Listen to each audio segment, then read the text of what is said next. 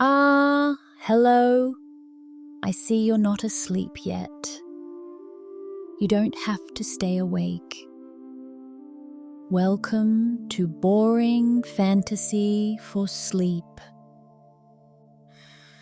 Phantastes, a Faerie romance, George MacDonald, 1858, Episode 5. In Episode 4, Anodos wandered with a shadow. It was not his own, it fell on everything he looked at, and wherever it fell, the beauty drained away. The world went flat, the forest went grey. The creatures he met could not bear to hold his gaze. He walked alone through a fairy land that his own shadow was slowly destroying. Tonight, he is captured, not by enemies, not by beasts, by 4 queens on white horses who come upon him sleeping in the grass. They carry him to a palace. There is a door in the palace that leads to a library. In the library, the books read themselves. This is Episode 5, The Palace of 4 Queens, Chapters 11 and 12. Chapter 11.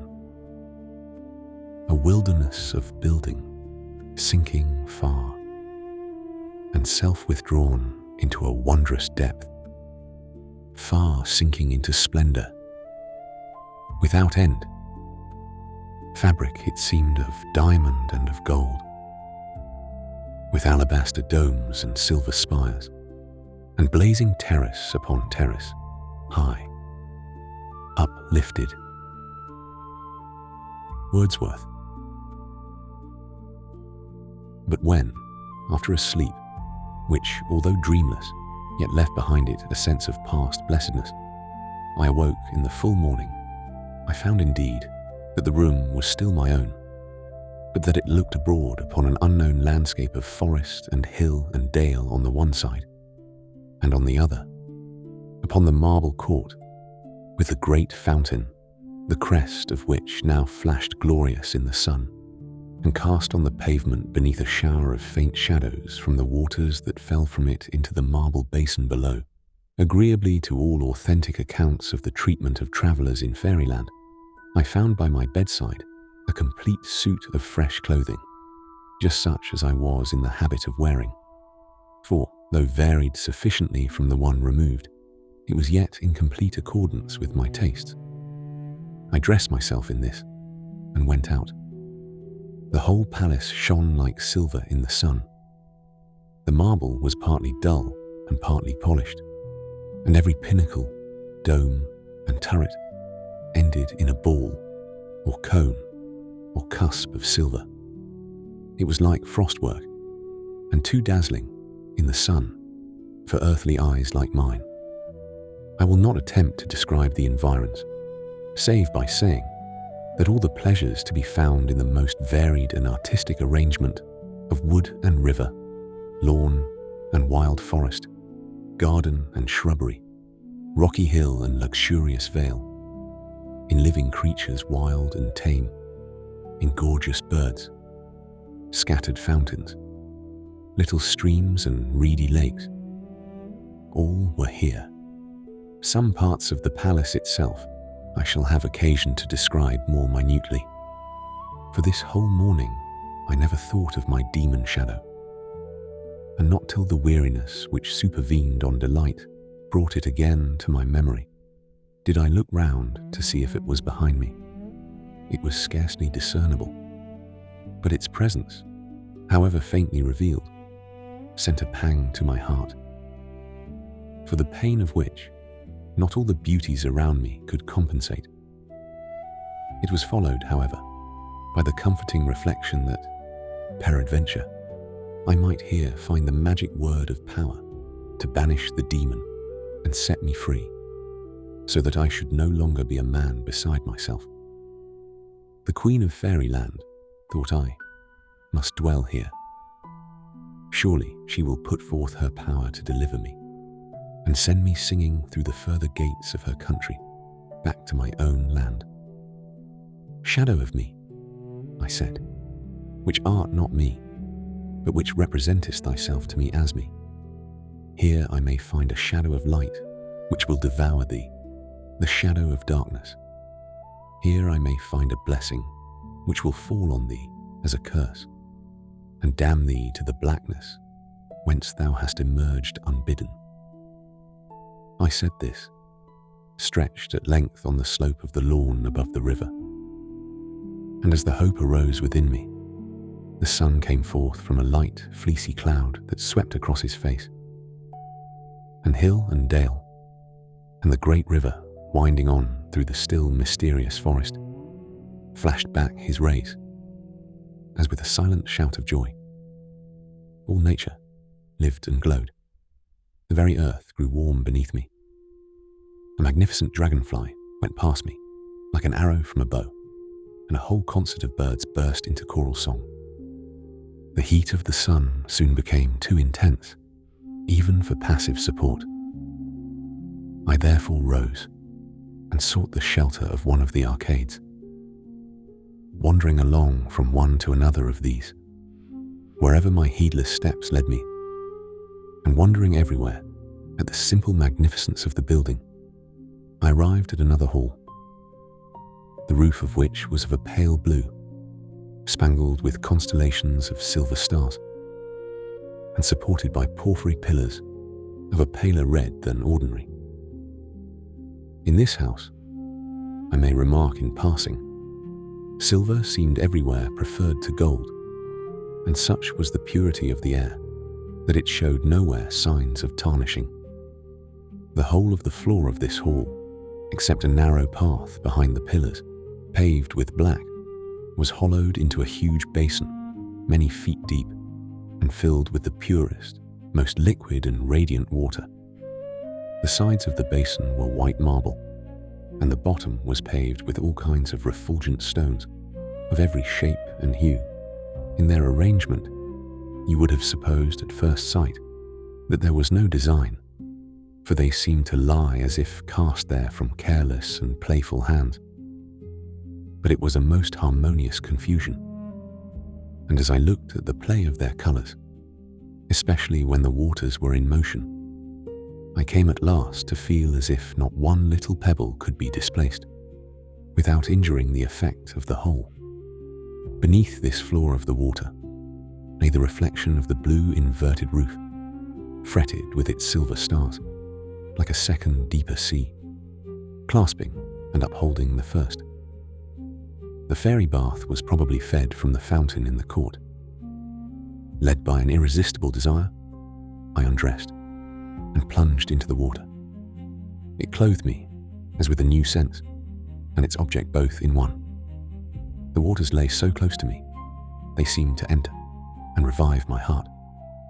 I rose to the surface, shook the water from my hair, and swam as in a rainbow, amid the coruscations of the gems below, seen through the agitation caused by my motion.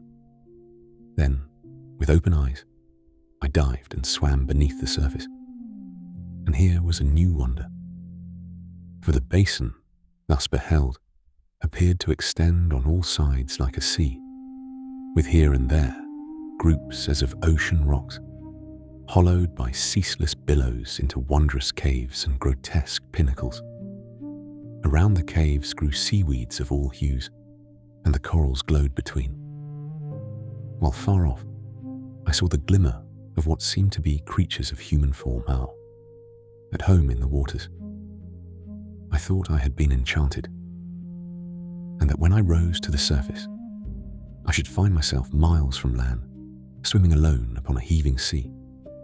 But when my eyes emerged from the waters, I saw above me the blue spangled vault and the red pillars around. I dived again and found myself once more in the heart of great sea. I then arose and swam to the edge, where I got out easily, for the water reached the very brim, and as I drew near, washed in tiny waves over the black marble border, I dressed and went out, deeply refreshed. And now I began to discern faint, gracious forms here and there throughout the building. Some walked together in earnest conversation. Others strayed alone.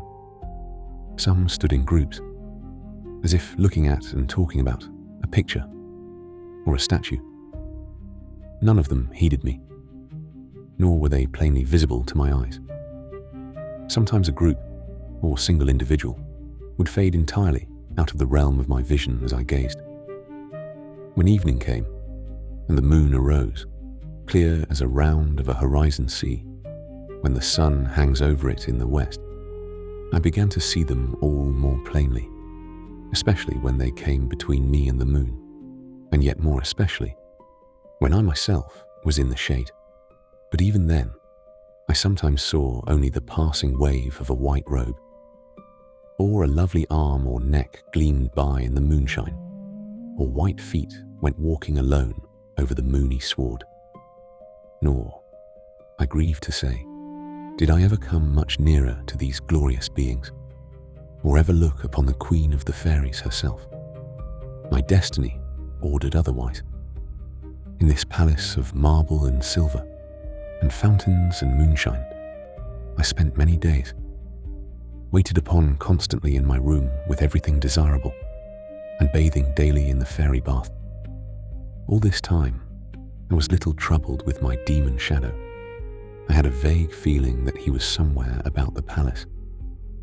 But it seemed as if the hope that I should, in this place, be finally freed from his hated presence had sufficed to banish him for a time. How and where I found him, I shall soon have to relate. The third day after my arrival, I found the library of the palace. And here, all the time I remained, I spent most of the middle of the day. For it was, not to mention far greater attractions, a luxurious retreat from the noontide sun. During the mornings and afternoons, I wandered about the lovely neighborhood, or lay, lost in delicious daydreams, beneath some mighty tree on the open lawn. My evenings were by and by spent in a part of the palace, the account of which, and of my adventures in connection with it, I must yet postpone for a little. The library was a mighty hall, lighted from the roof, which was formed of something like glass, vaulted over in a single piece, and stained throughout with a great mysterious picture in gorgeous colouring. The walls were lined from floor to roof with books and books, most of them in ancient bindings, but some in strange new fashions which I had never seen, and which, were I to make the attempt, I could ill describe. All around the walls, in front of the books, ran galleries in rows, communicating by stairs. These galleries were built of all kinds of coloured stones, all sorts of marble and granite, with porphyry, jasper, lapis lazuli, agate, and various others, were ranged in wonderful melody of successive colours.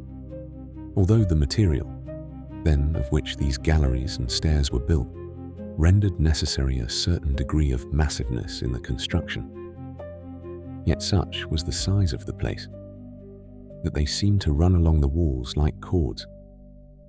Over some parts of the library descended curtains of silk of various dyes, none of which I ever saw lifted while I was there.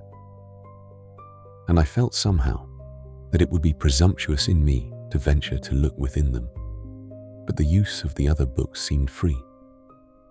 And day after day I came to the library, threw myself on one of the many sumptuous Eastern carpets which lay here and there on the floor, and read until weary.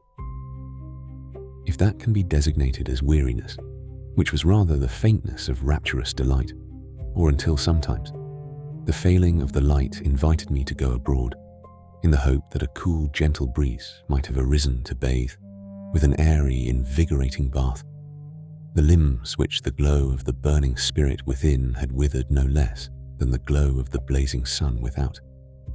One peculiarity of these books, or at least most of those I looked into, I must make a somewhat vain attempt to describe. If, for instance, it was a book of metaphysics I opened, I had scarcely read 2 pages before I seemed to myself to be pondering over discovered truth and constructing the intellectual machine whereby to communicate the discovery to my fellow men. With some books, however, of this nature, it seemed rather as if the process was removed yet a great way further back, and I was trying to find the root of a manifestation, the spiritual truth whence a material vision sprang, or to combine 2 propositions, both apparently true, either at once or in different remembered moods, and to find the point in which their invisibly converging lines would unite in one, revealing a truth higher than either, and differing from both, though so far from being opposed to either, that it was that whence each derived its life and power. Or if the book was one of travels, I found myself the traveller. New lands, fresh experiences, novel customs rose around me. I walked, I discovered, I fought, I suffered, I rejoiced in my success. Was it a history? I was the chief actor therein. I suffered my own blame. I was glad in my own praise. With a fiction, it was the same. Mine was the whole story. For I took the place of the character who was most like myself, and his story was mine. Until, grown weary with the life of years condensed in an hour, or arrived at my deathbed, or the end of the volume, I would awake with a sudden bewilderment to the consciousness of my present life, recognizing the walls and roof around me, and finding I joyed or sorrowed only in a book. If the book was a poem, the words disappeared, or took the subordinate position of an accompaniment to the succession of forms and images that rose and vanished with a soundless rhythm and a hidden rhyme. In one, with a mystical title, which I cannot recall, I read of a world that is not like ours. The wondrous account, in such a feeble, fragmentary way as is possible to me, I would willingly impart. Whether or not it was all a poem, I cannot tell. But, from the impulse I felt, when I first contemplated writing it, to break into rhyme, to which impulse I shall give way if it comes upon me again, I think it must have been, partly at least, in verse. Chapter 12. Chained is the spring, the night wind bold, blows over the hard earth. Time is not more confused and cold, nor keeps more wintry mirth. Yet blow, and roll the world about. Blow time, blow winter's wind. Through chinks of time, heaven peepeth out, and spring the frost behind. G.E.M. They who believe in the influences of the stars over the fates of men are, in feeling at least, nearer the truth than they who regard the heavenly bodies as related to them merely by a common obedience to an external law. All that man sees has to do with man. Worlds cannot be without an intermundane relationship. The community of the center of all creation suggests an interradiating connection and dependence of the parts. Else a grander idea is conceivable than that which is already embodied. The blank, which is only a forgotten life, lying behind the consciousness, and the misty splendor, which is an undeveloped life, lying before it, may be full of mysterious revelations of other connections with the worlds around us than those of science and poetry. No shining belt or gleaming moon, no red and green glory in a self-encircling twin star, but has a relation with the hidden things of a man's soul, and it may be with the secret history of his body as well. They are portions of the living house wherein he abides. Through the realms of the monarch sun creeps a world whose course had begun on a weary path with a weary pace, before the earth sprang forth on her race. But many a time the earth had sped. Around the path she still must tread, ere the elder planet, on leaden wing, once circled the court of the planet's king. There, in that lonely and distant star, the seasons are not as our seasons are, but many a year hath autumn to dress the trees in their matron loveliness, as long hath old winter in triumph to go. O'er beauty's dead in his vaults below, and many a year the spring doth wear, combing the icicles from her hair. And summer, dear summer, hath years of June, with large white clouds and cool showers at noon, and a beauty that grows to a weight like grief, till a burst of tears is the heart's relief.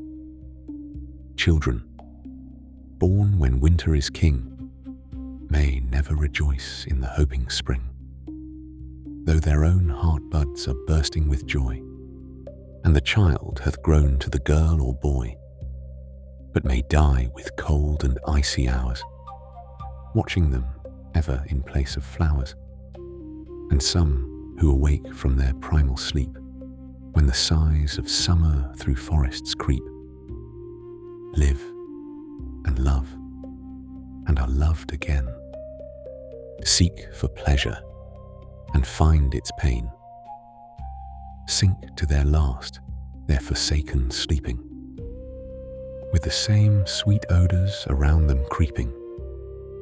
Now the children, there, are not born as the children are born, in worlds nearer to the sun, for they arrive no one knows how. A maiden, walking alone, hears a cry, for even there, a cry is the first utterance, and searching about, she findeth, under an overhanging rock, or within a clump of bushes, or it may be, betwixt grey stones on the side of a hill, or in any other sheltered and unexpected spot, a little child. This she taketh tenderly, and beareth home with joy, calling out, "Mother, mother," if so be that her mother lives. "I have got a baby, I have found a child." All the household gathers round to see. Where is it? What is it like? Where did you find it? And such like questions, abounding. And thereupon she relates the whole story of the discovery. For by the circumstances, such as season of the year, time of the day, condition of the air, and such like, and especially the peculiar and never repeated aspect of the heavens and earth at the time, and the nature of the place of shelter wherein it is found, is determined, or at least indicated, the nature of the child thus discovered. Therefore, at certain seasons and in certain states of the weather, according in part to their own fancy, the young women go out to look for children.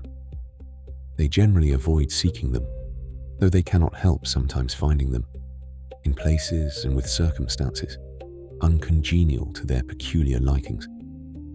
But no sooner is a child found than its claim for protection and nurture obliterates all feeling of choice in the matter.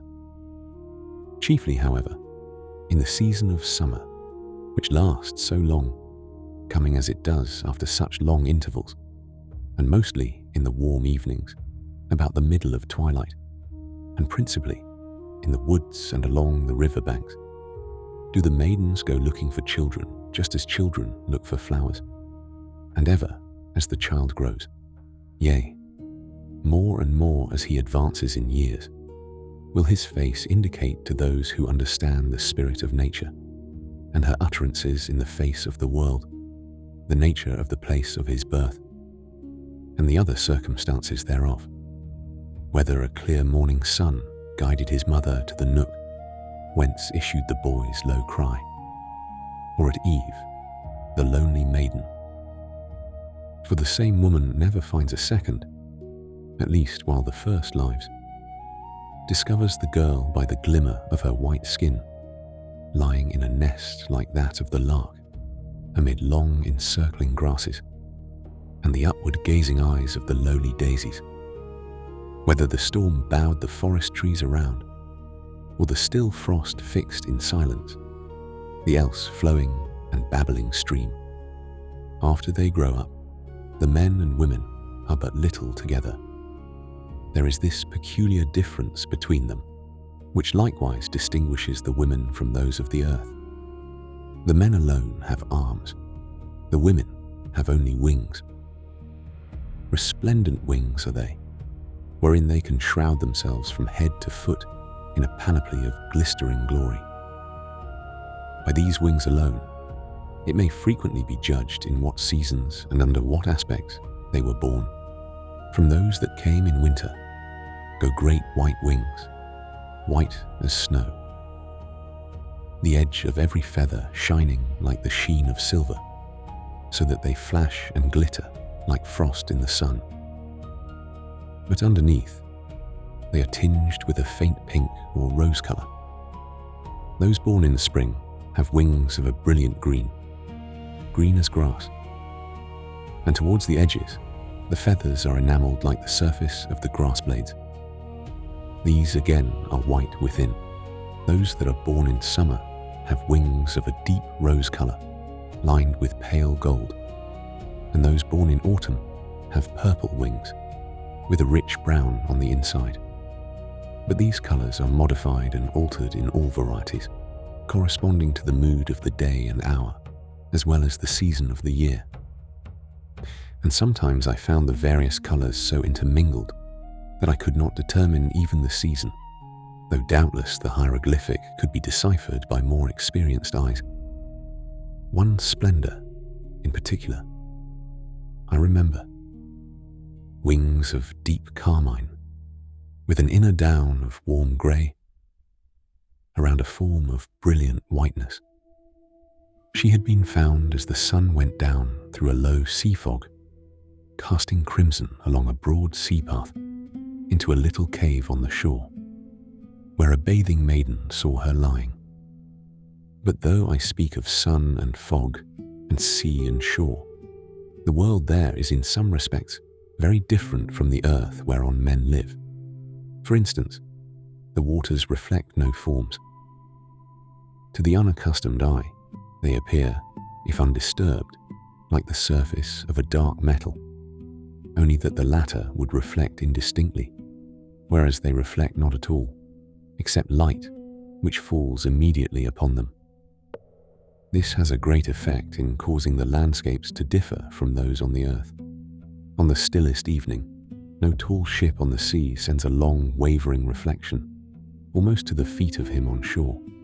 The face of no maiden brightens at its own beauty in a still forest well. The sun and moon alone make a glitter on the surface. The sea is like a sea of death, ready to engulf and never to reveal. A visible shadow of oblivion. Yet the women sport in its waters, like gorgeous seabirds. The men more rarely enter them, but on the contrary, the sky reflects everything beneath it, as if it were built of water like ours. Of course, from its concavity, there is some distortion of the reflected objects, yet wondrous combinations of form are often to be seen in the overhanging depth. And then it is not shaped so much like a round dome as the sky of the earth, but more of an egg shape, rises to a great towering height in the middle, appearing far more lofty than the other. When the stars come out at night, it shows a mighty cupola, fretted with golden fires, wherein there is room for all tempests to rush and rave. One evening in early summer, I stood with a group of men and women on a steep rock that overhung the sea. They were all questioning me about my world and the ways thereof. In making reply to one of their questions, I was compelled to say that children are not born in the earth as with them. Upon this, I was assailed with a whole battery of inquiries, which at first I tried to avoid. But at last, I was compelled, in the vaguest manner I could invent, to make some approach to the subject in question. Immediately, a dim notion of what I meant seemed to dawn in the minds of most of the women. Some of them folded their great wings all around them, as they generally do when in the least offended, and stood erect and motionless. One spread out her rosy pinions and flashed from the promontory into the gulf at its foot. A great light shone in the eyes of one maiden, who turned and walked slowly away, with her purple and white wings half dispread behind her. She was found, the next morning, dead beneath a withered tree on a bare hillside, some miles inland. They buried her where she lay, as is their custom, for, before they die, they instinctively search for a spot like the place of their birth, and having found one that satisfies them, they lie down, fold their wings around them, if they be women, or cross their arms over their breasts, if they are men, just as if they were going to sleep. And so, sleep indeed. The sign or cause of coming death is an indescribable longing for something. They know not what, which seizes them and drives them into solitude, consuming them within, till the body fails. When a youth and a maiden look too deep into each other's eyes, this longing seizes and possesses them, but instead of drawing nearer to each other, they wander away, each alone, into solitary places, and die of their desire. But it seems to me that thereafter they are born babes upon our earth, where, if, when grown, they find each other, it goes well with them. If not, it will seem to go ill. But of this I know nothing. When I told them that the women on the earth had not wings like them, but arms, they stared and said how bold and masculine they must look, not knowing that their wings, glorious as they are but undeveloped arms. But see the power of this book, that while recounting what I can recall of its contents, I write as if myself had visited the far-off planet, learned its ways and appearances, and conversed with its men and women. And so, while writing, it seemed to me that I had. The book goes on with the story of a maiden who, born at the close of autumn and living in a long to her endless winter, set out at last to find the regions of spring. For, as in our earth, the seasons are divided over the globe. It begins something like this. She watched them dying for many a day, dropping from off the old trees away, one by one, or else in a shower, crowding over the withered flower, for as if they had done some grievous wrong. The sun, that had nursed them and loved them so long, grew weary of loving, and turning back, hastened away on his southern track, and helplessly hung each shriveled leaf, faded away with an idle grief. And the gusts of wind, sad autumn sighs, mournfully swept through their families, casting away with a helpless moan all that he yet might call his own, as the child, when his bird is gone forever, flingeth the cage on the wandering river, and the giant trees, as bare as death, slowly bowed to the great wind's breath, and groaned with trying to keep from groaning, amidst the young trees bending and moaning, and the ancient planet's mighty sea was heaving and falling most restlessly, and the tops of the waves were broken and white, tossing about to ease their might, and the river was striving to reach the main, and the ripple was hurrying back again. Nature lived in sadness now. Sadness lived on the maiden's brow. As she watched, with a fixed, half-conscious eye, one lonely leaf that trembled on high, till it dropped at last from the desolate bough. Sorrow, oh sorrow, 'tis winter now, and her tears gushed forth, though it was but a leaf. For little will loose the swollen fountain of grief.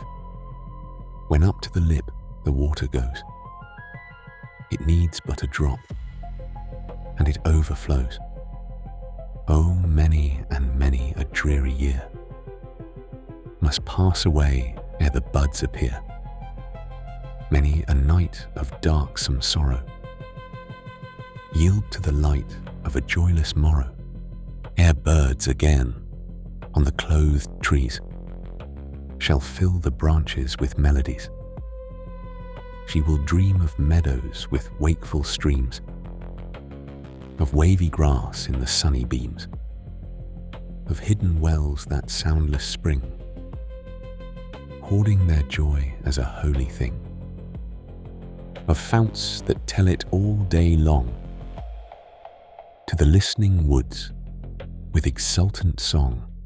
She will dream of evenings that die into nights, where each sense is filled with its own delight, and the soul is still as the vaulted sky, lulled with an inner harmony, and the flowers give out to the dewy night, changed into perfume, the gathered light, and the darkness sinks upon all their host, till the sun sail up on the eastern coast.